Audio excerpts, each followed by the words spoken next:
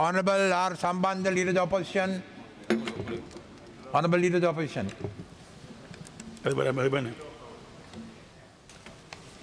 Thank you, Mr. Speaker. I want to commence my speech, sir, by congratulating the Honourable Finance Minister, the Honourable Mangalatham Ravira,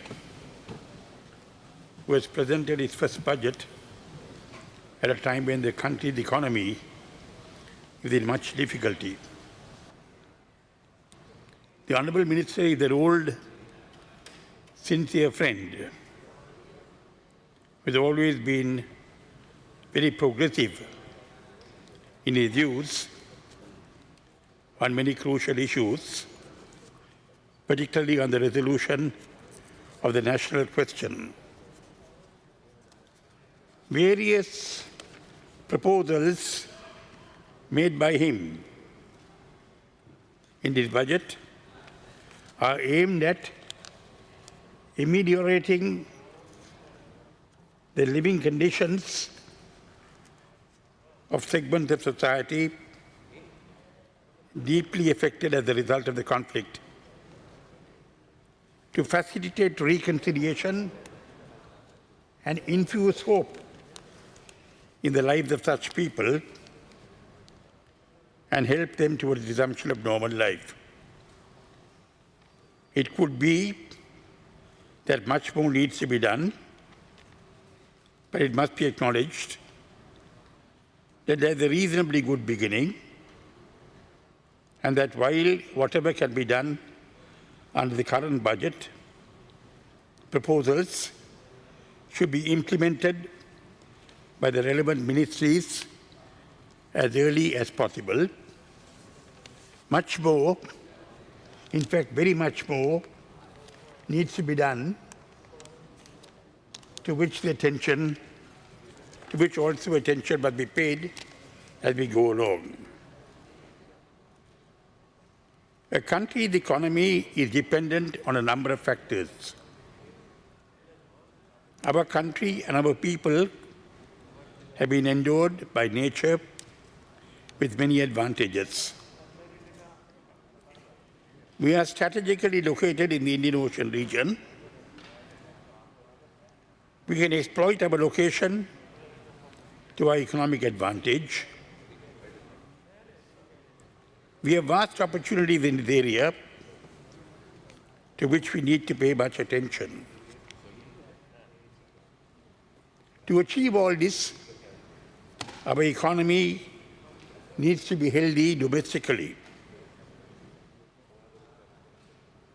We inherited a healthy economy when we achieved independence. We were envied by other countries. We have frittered away those advantages. If a country is plagued with diseases which we bring upon ourselves, a country's economy cannot be healthy. We all know the diseases that have afflicted our country: lack of unity, disharmony, caused by inequality, injustice, discrimination, and exclusion. These have been our main ailments. Legitimate political aspirations and demands for equality, inclusion, democratic empowerment were met with violence against unarmed civilians. Political commitments were not honored. The rule of law was not enforced.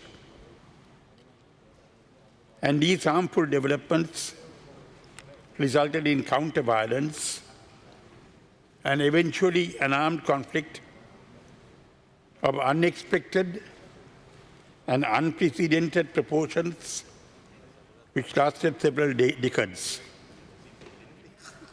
We have spent very heavily on fighting a war that could have been well avoided. if commitments made to democratic Tamil leaders were honoured, and if there was reasonable political accommodation of legitimate Tamil aspirations on the indisputable basis that Sri Lanka is a multilingual, multi-ethnic, pluralist society, and that recognition of that reality was paramount for there to be national harmony and peace. Expenditure on defense continues to be our main commitment both during the war and several years after the war has come to an end. All this has had a very adverse impact on the economy. In more recent years, we have become a country in chronic debt. Egocentric policies and projects have been pursued irrespective of other considerations. We need massive investment without endangering our country's sovereignty and territorial integrity. Our doors and windows need to be opened to massive foreign direct investment. Domestic investment should be encouraged to the maximum. We need to build a strong export-oriented economy with ample opportunities to achieve this objective.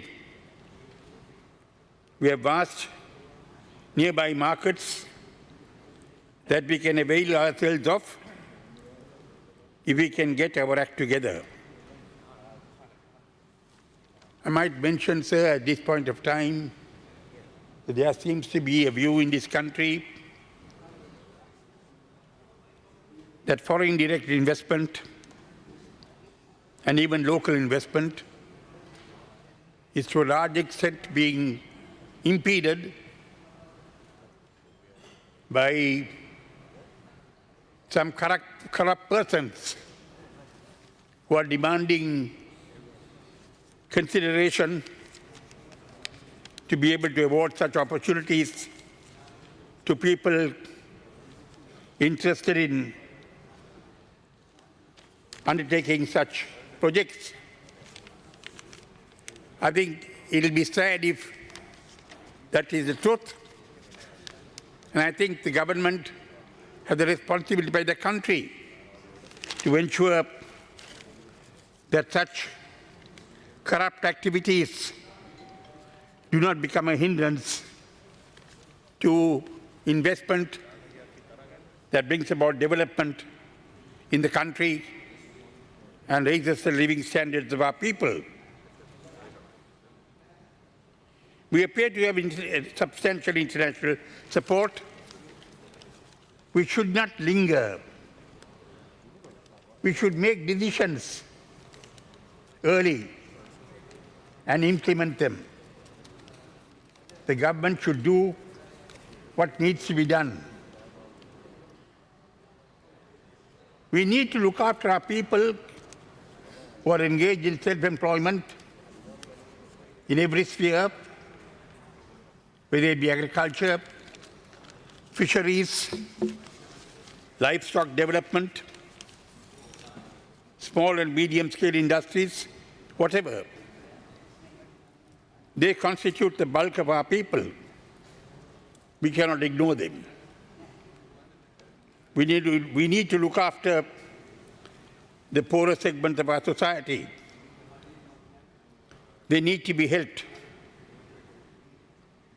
For our efforts to succeed, we need harmony, reconciliation, peace and stability in our country. We are currently engaged in framing a new constitution. Success in framing a new constitution is a prerequisite to successful economic progress. If we are able to frame a new constitution and bring about stability, permanent peace and harmony amongst our people, the potential for economic development would be immense. That achievement in itself would receive such favorable recognition, both domestically and internationally, so as to infuse vast economic development and benefit for our people. The prospects otherwise could be dismal. It is unfortunate that we are hearing discordant voices in regard to the framing of a new constitution, and that these voices are emanating from persons who should know better, since it is fundamental to the future of this country, particularly our economy. You would permit me, Mr. Speaker, to deal with this issue somewhat explicitly. I do so because I think that the people of this country need to be educated on all aspects of this issue, both past and present. This is also fundamental in the interest of this country.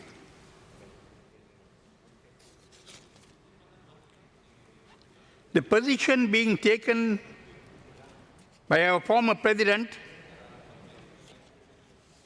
Mr. Mahinda Rajapaksa, Honorable Mr. Mahinda Rajapaksa, both in Parliament and in the country, promotes disharmony amongst the people of this country. If he is against power being devolved, he should frankly say that power should only be exercised from Colombo, as he sought to do under the 18th Amendment to the Constitution. Such arrangements can perhaps be more beneficial to individuals in power, but it is certainly not beneficial to all the people in this country who would participate more directly in the exercise of power if power is devolved. Mr. Rajapaksa makes out that there are efforts to divide the country. I say categorically, sir, that is absolutely false. The proposals clearly state that the country will be undivided and indivisible. We have consistently publicly stated this position. He should not, on a false basis, once again seek to divide the people of this country. That is not what we expect from a senior political leader. Such conduct, I said, is unbecoming of a senior political leader, particularly when the current president and prime minister, without in any way compromising on the future of Sri Lanka as an undivided, indivisible country, are endeavoring to unite all the people in this country for the benefit of the country's future.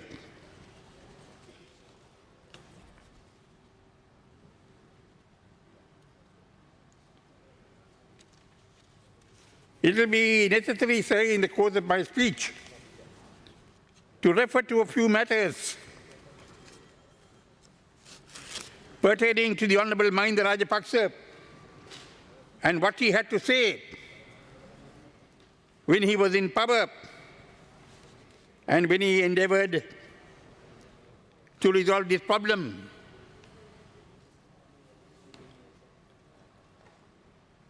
He addressed the inaugural meeting of the All Parties Representative Committee called the APRC and the Multi-Ethnic Experts Committee on 11th July 2006. It will be relevant to see what Mr. President Mahinda Rajapaksa had to say when he addressed that joint meeting of the Experts Committee and the Multi-Ethnic Experts Committee and the APRC. I will read just a few sentences to indicate what his thinking was at that point of time. He said, our objective must be to develop a just settlement within an undivided Sri Lanka. That's what we are trying to do now.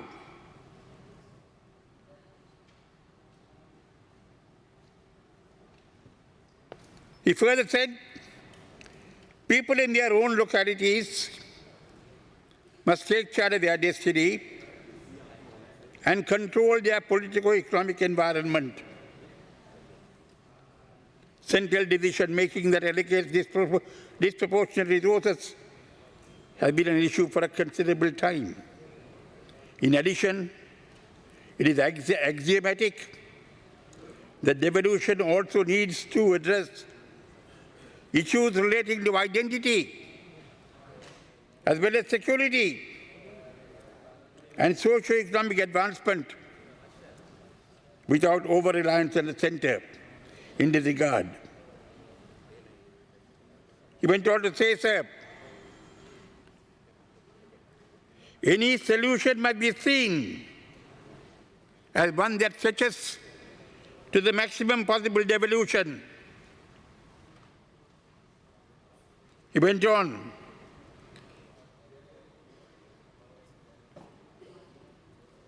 given the ground situation, given the background to the conflict, it therefore behoves on particularly the majority community to be proactive in striving for peace, and there must be a demonstration of a well-stretched hand of accommodation. This is what President Mahinda Rajapaksa said, sir, when he addressed the APRC and the Multi-Ethnic Experts Committee. I want to ask him very respectfully whether currently we are engaged in any process that is in any way different. We are all yet concerned about finding a solution that is reasonable to all the people in this country within the framework of an undivided and indivisible Sri Lanka. When Mr. Mahinda Rajapaksa made this speech, nobody said he was dividing the country. What is being done now is what he wanted to do. Next matter I want to refer to, sir, is the joint statement made by President Rajapaksa and the Secretary General of the UN. When the Secretary General of the UN came to Sri Lanka just after the end of the war, on 23rd of May 2009,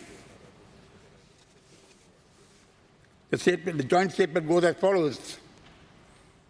President Rajapaksa and the Secretary General agreed that addressing the aspirations and grievances of all communities and working towards a lasting political solution was fundamental to ensuring long-term socio-economic development. Finding a political solution was fundamental to ensuring socio-economic development. President Rajapaksa expressed his firm resolve to proceed with the implementation of the 30th Amendment, as well as to begin a broader dialogue with all parties, including the Tamil parties, in the new circumstances, to further enhance the process and to bring about lasting peace and development in Sri Lanka. He was interested in doing that in the interest of ensuring further economic development in the country for the benefit of the people of the country. What is the difference now between what is being done and what President Mahinda Rajapaksa endeavored to do in 2009 when he made with the joint statement with the Secretary General of the UN? Mr. Mahinda Rajapaksa's brother, sir, at that point of time, a powerful minister, Mr. Basil Rajapaksa, went to India in October 2008. He had discussions with the Indian leaders. And at the end of those discussions with the Indian leaders, this is what Mr. Basil Rajapaksa said. Both sides discussed the need to move towards a peacefully negotiated political settlement in the island, including the north. Both sides agreed that terrorism should be countered with resolve. The Indian side called for the implementation of the 30th Amendment and greater devolution of powers to the provinces. Mr. Basil Rajapaksa emphasized that the President of Sri Lanka and the government were firmly committed to a political process that should lead to a sustainable solution. That is what the all-powerful Basil Rajapaksa said when he went to India in 2008, before the war came to an end. Professor G.L. Piri, Minister of External Affairs, went to India, sir, between the 15th and 17th of May 2011. And having had discussions with leaders there, this is what Professor G.L. Piri said. Both sides agreed that the end of the armed conflict in Sri Lanka created a historic opportunity to address all outstanding issues in a spirit of understanding and mutual accommodation, imbued with political vision to work towards genuine national reconciliation. In this context, the External Affairs Minister of Sri Lanka affirmed his government's commitment to ensuring expeditious and concrete process in the ongoing dialogue between the government of Sri Lanka and representatives of Tamil parties. A devolution package building upon the 30th Amendment would contribute towards creating necessary conditions to such reconciliation. This is what Professor G.L. Piri, the Foreign Minister of Sri Lanka, said when he went to India in 2011, after the war had come to an end. The Foreign Minister of India, sir, was in Sri Lanka from 16th to 19th of January 2012. He had discussions with the government, with the President, and with the Prime Minister. And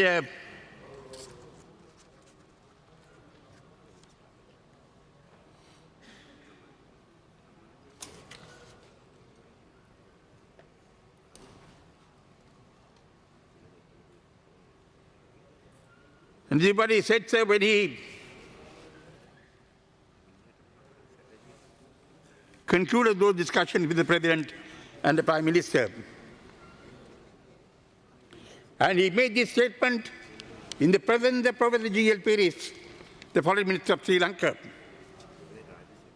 What the Foreign Minister of India said was, the government of Sri Lanka has on many occasions conveyed its commitment to move towards the political settlement based upon the full implementation of the 13th Amendment to the Sri Lankan Constitution and building on it so as to achieve meaningful devolution of power.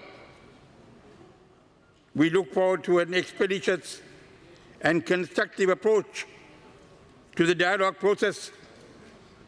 We believe the continuation of the dialogue between the government and the TNA would pave the way for a political settlement, including under the rubric of the Parliamentary Select Committee.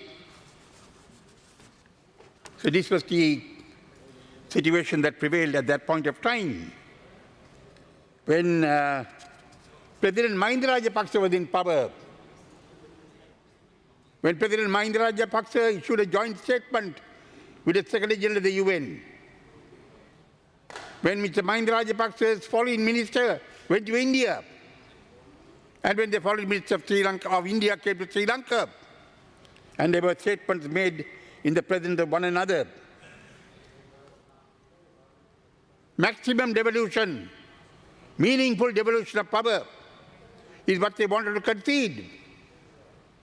What is being done now by the present government through the process of the Constitutional Assembly and the steering committee and subcommittees is to do the same within the framework of a united, undivided country.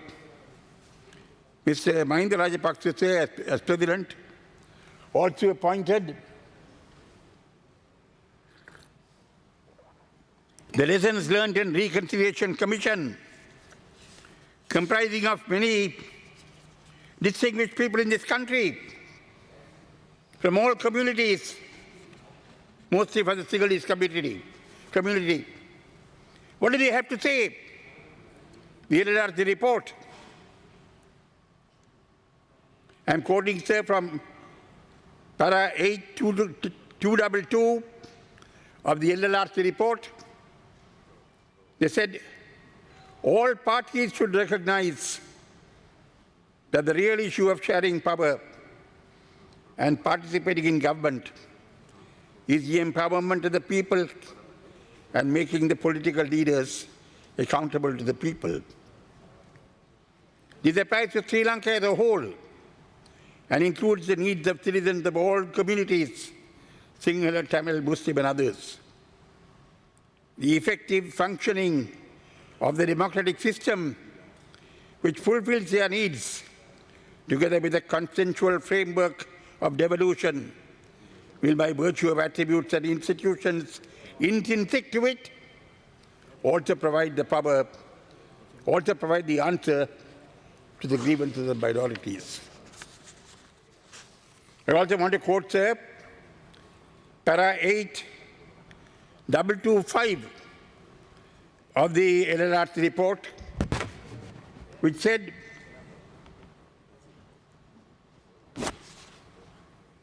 the Commission wishes to underline the critical importance of making visible progress on the devolution issue in order to ensure the success of any process of lasting and sustainable reconciliation.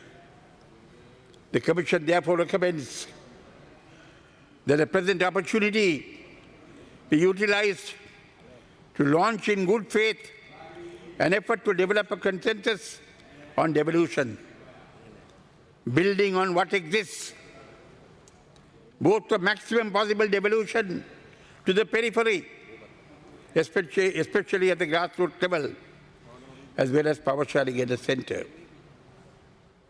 The consensus should be one that enables people's participation in governance, decisions affecting them, and avoid costly and unnecessary duplication of political, bureaucratic, and other constitutional structures that hamper efficient, cost-effective, and transparent governance. These were the recommendations of the LLRC. Why didn't you implement them? You were the president. You appointed the LLRC, comprising of very distinguished people in this country. And why didn't you implement the recommendations of the LLRC? In fact, if you had recommended the implementation of the LLRC, all that happened in Geneva, in the UN Human Rights Council, would not have taken place. It was your failure to implement the recommendation of the LLRC that resulted in the Geneva process being started. LLRC went on to make some other relevant observations, sir, which I think I should refer to and place on record. I refer to paragraph 8, 303 of the LLRC report, and this is what they said. The process of reconciliation requires a full acknowledgement of the tragedy of the conflict and a collective act of contrition by the political leaders and civil society of both the Sinhala and Tamil communities. The conflict could have been avoided had the southern political leaders of the two main political parties acted in the national interest and forged a consensus between them to offer an acceptable solution to the Tamil people. LLRC pointed out that the reason for the continuance of the conflict was the inability of the southern leaders to come to a consensus in regard to a political settlement relating to the Tamil people. LLRC went on to blame the Tamil political leadership too. I will not refer to that. It is not relevant in this context. But they also attached blame to the Tamil political leadership for having not quite cooperated in the matter of evolving a political solution. But the fact of the matter was that they pointed out that the main reason for the non-evolution of a political settlement was the lack of capacity on the part of the two main political parties to arrive at a reasonable consensus. Eventually, say, I refer to paragraph 8, 306, where the Commission wanted their recommendations implemented. Commission strongly feels that if these recommendations are not expeditiously implemented, the all-important efforts towards reconciliation and lasting peace may not be achieved, and the country will continue to face an uncertain future. That's what the Commission said. That if you don't implement the recommendations, the country will face an uncertain future. Why was the Commission's recommendations not implemented? Why did President Mahinda Rajapaksa fail to implement the recommendations of the LLRC Commission? I want to refer, sir, to President Mahinda Rajapaksa's election manifesto when he contested the elections in 2015. He said,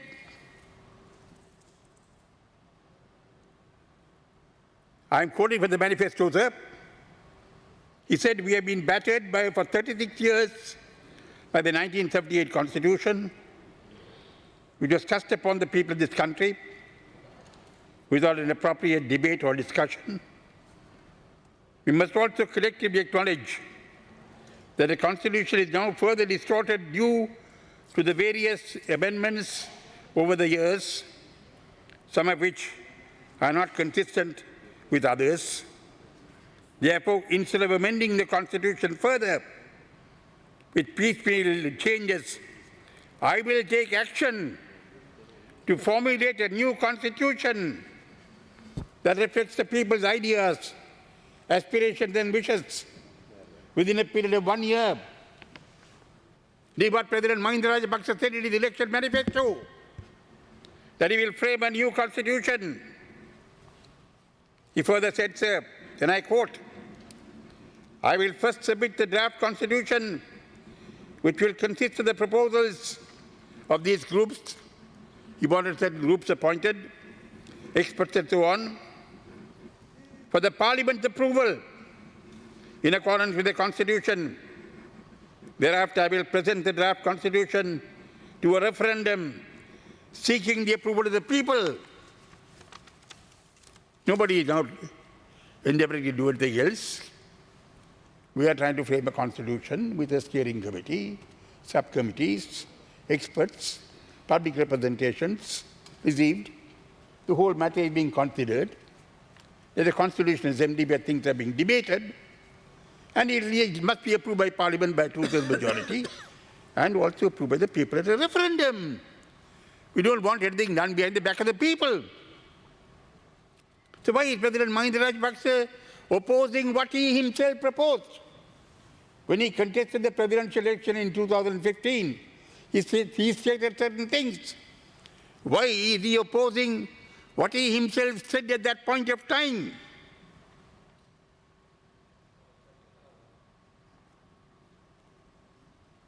Then, sir, there was a resolution in Parliament on the 9th of March 2016.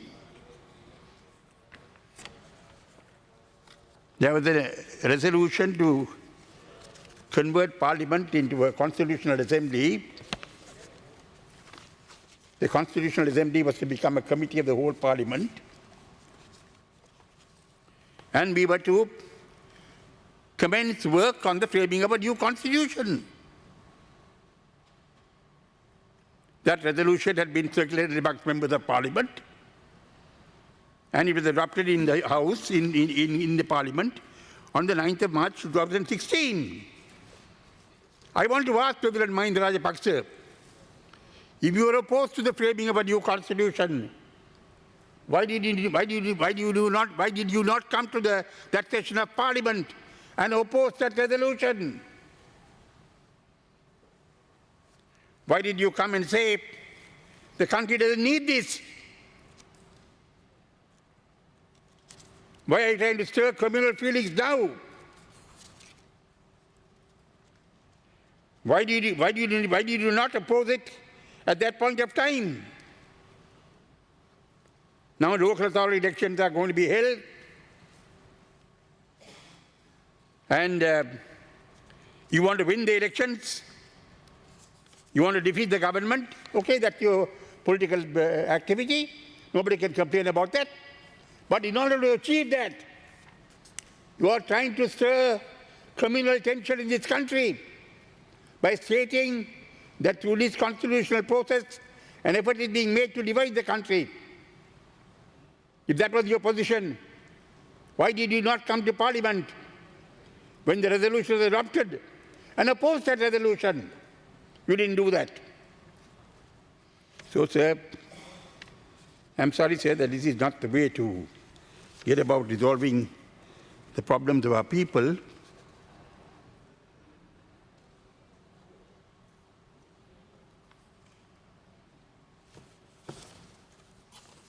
Now, sir, we have a situation where there has been a resolution adopted at the UN Human Rights Council in October 2015.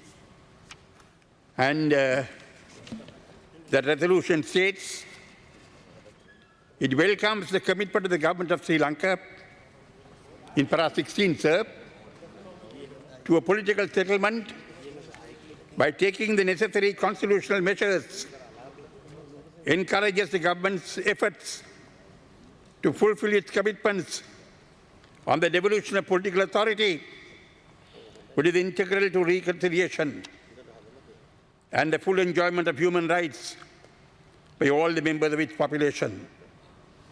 This is the resolution adopted by the Human Rights Council, accepted by this country. Do you want the resolution violated? You have given a commitment to the UN Human Rights Council that you will do certain things in regard to constitutional making, constitutional measures to ensure reconciliation and peace in Sri Lanka. We know that prior to 2015, throughout 2012, 2013, and 2014, our position in the United Nations became worse. We reached a point of time when this country could have been subjected to economic sanctions, and this country could have been in dire difficulties.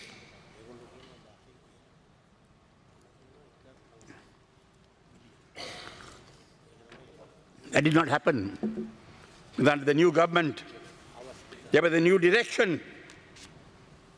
I want to ask you, are we not obliged to follow the commitment that we have not made, that we have already made to the UN Human Rights Council? I want to say finally, quote, the statement made by the Friday Forum, which is a civic body comprising of people of all communities, highly educated, highly respected, persons of rectitude, people like Professor Savitri Gunasekara and several others. And this is what they say in a statement they issued recently. The statement was issued in July 2017. On the 21st of August 2017,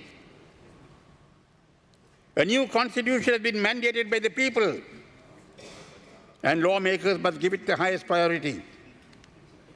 Any attempt to subvert this process. The Speaker will take the chair now.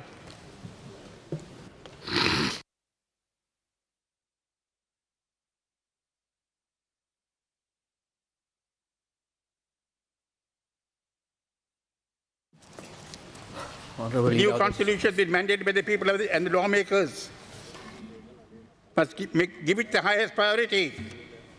Any attempt to subvert this process for cheap political gain by those elected by the people cannot and must not be tolerated.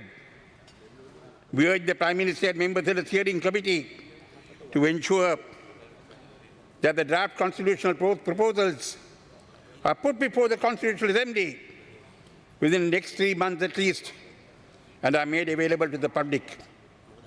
We also urge all representatives of the people in Parliament, both in government and the opposition, to consider the proposals positively and in the best interest of all the people of this country. We acknowledge that the task of drafting a new constitution is not an easy one. Even the multi-ethnic religious constituency of the island nation, it is nonetheless imperative that the process is followed through to the end and the voice of the people made clear at the last 2 elections be heard.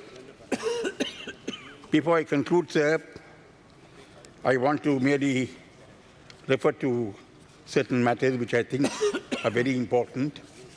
I am happy President Mahinda Rajapaksa, with whom I have had a very strong personal relationship over the years, is present and will listen to me.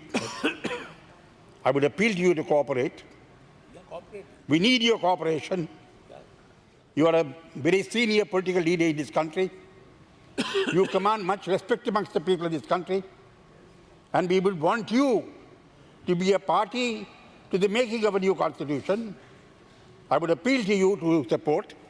And before I finish, sir, I will read this out. President Mahinda Rajapaksa was in power from 2005 to 2015, period of 10 years. He was in the earlier government of President Chandrika Kumaranatunga between 1994 and 2005. So he was in power for more than 20 years. There was the presidential election and there was the parliament election in 2015. The people of this country did not elect you as the president. The people of this country did not elect you as the prime minister. Compared to the vote you received in 2010 at the presidential election and at the parliament election, the vote you received in 2015 diminished considerably, diminished seriously. The people very clearly did not want you elected as president or as prime minister. That was the verdict of the people. That must be respected. People have elected an SLP president, President Maithripala Sirisena. People have elected a UNP prime minister, Mr. Ranasinghe, Mr. Ranil Wickremesinghe. What does that mean? The people want the two parties to work together for the benefit of this country. The people's verdict is the clearest indication that the people of this country want the two parties to work together. And that's what they are doing. You are a senior member of the SLP. I held your father in high esteem, late Mr. D.A. Rajapaksa, because he was the one man who crossed the floor of Parliament with Mr. Sabjali Bandaranayake. When Mr. Bandaranayake crossed over. There were other senior leaders, A.P. Jayasuriya, several others who were in Parliament, but who didn't cross over with Mr. Bandaranayake. But your father crossed over with Mr. Bandaranayake. Mr. Bandaranayake didn't expect that. Mr. Bandaranayake is supposed to have turned around, seen him coming and said, I thought that was my shadow. For that reason, from that date onwards, I held your father in the highest esteem. We would like to hold you also in the highest esteem. You must support the making of a new constitution. I say to you, Honorable Mahinda Rajapaksa, that is your fundamental duty. You must not fail in that duty. That is something which this country needs. Unless they want this country to go back into darkness, if you want this country to emerge into light and move forwards, we must make a new constitution in this country which unites our people, makes us all Sri Lankans, enables us to live in Sri Lanka, our country, as a united people in an undivided, indivisible, perpetually indivisible Sri Lanka. You must do that.